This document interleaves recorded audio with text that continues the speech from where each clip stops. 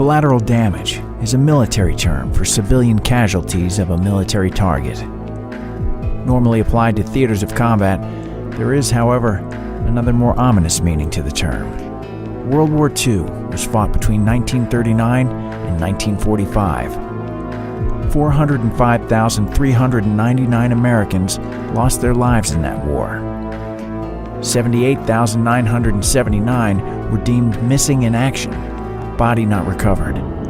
My husband, First Lieutenant Douglas Head, was a navigator on a B-24 bomber, which was shot down on March 8, 1944, over Wright, New Guinea. Remains were never found. The crew was all lost that day, the entire crew. Fought between 1950 and 1953, 54,246 Americans were killed in the Korean War. 8,196 of these were lost, designated missing in action. My brother's name was Captain Halbert C. Unruh. He was declared missing in action April 4th, 1951, over North Korea. The war in Vietnam was fought from 1960 to 1974. Out of 58,220 Americans killed in this lengthy conflict, Vietnam saw 2,504 listed as MIAs. I am a sister of a man who was serving in Vietnam and became missing in action on September 21st, 1966. Our nation has over 83,000 American servicemen listed as missing in action. These are soldiers, sailors, and air crews sent on combat missions and never seen again. America is the only nation that believes the remains of our fallen warriors from every field of combat should always be recovered and returned to be buried on American soil. As a nation, America never stops looking for its fallen warriors. Ever.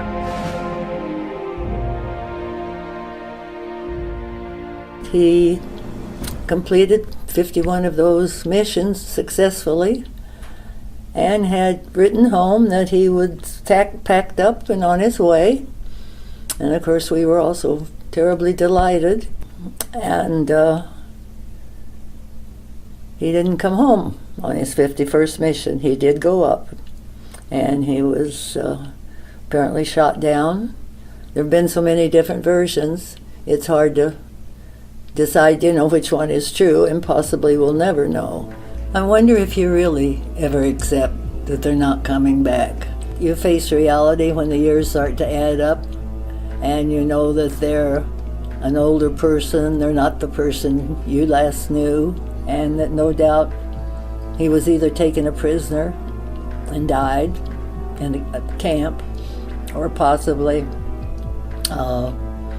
was killed in his crash. The latter, I hope. The first I learned that he might have been taken prisoner to Russia was the fact that it appeared in a California paper one night, completely unbeknownst to me that could be the case.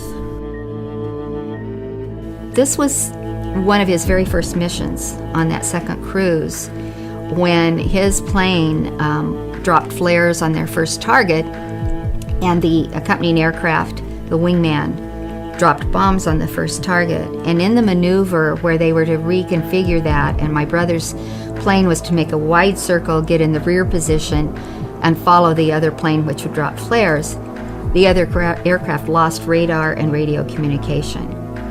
Shortly after that, because it was so dangerous and it was just after midnight, they really did not send out search crews to look for them. And by that time, we had been told that he was missing in action, that they would do everything they could to get him back, but the prospects were very slim. The journey of many families of MIAs never really ends. We really certainly hope that we will get confirmation it was his aircraft, because to think that he died instantly in the aircraft is a lot more comforting than to think he ejected and possibly was taken prisoner and tortured. Sorry. Didn't expect that.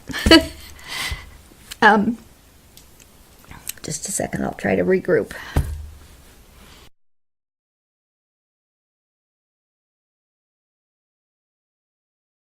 It took me a very long time to accept the facts of, or whatever had happened.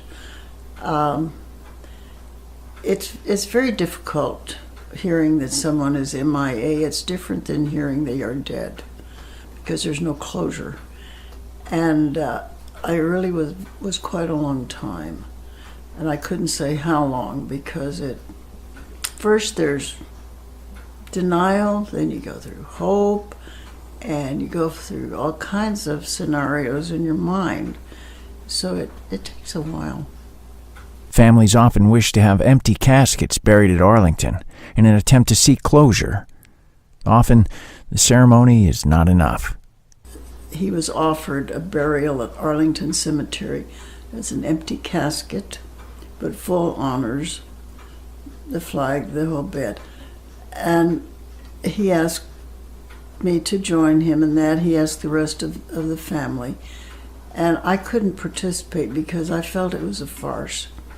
And it did a great deal for him. It gave him closure, but it didn't do anything for me.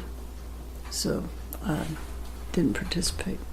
JPAC is the organization that's tasked with recovering anything that's possible to recover of an incident site.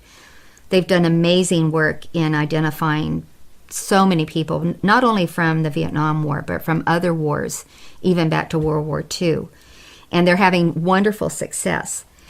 They're a very dedicated task force of the investigators, the people at the Central Identification Lab who are tasked once they return with artifacts or potential remains to determine whose they are.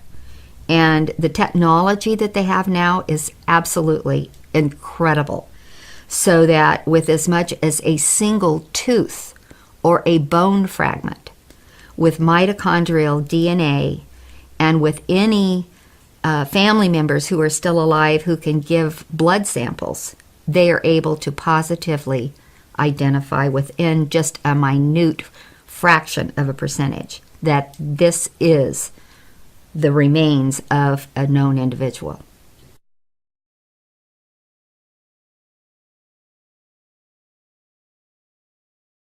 Firing party! Fire 3 volley!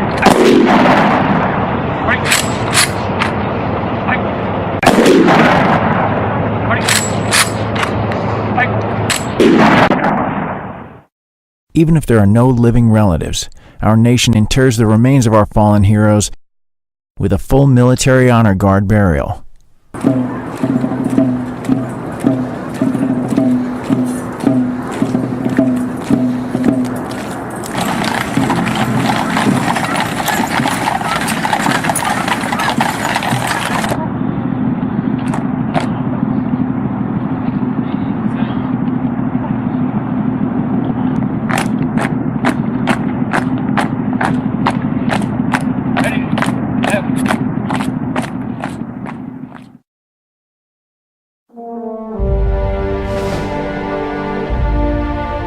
Such is the tradition of our country,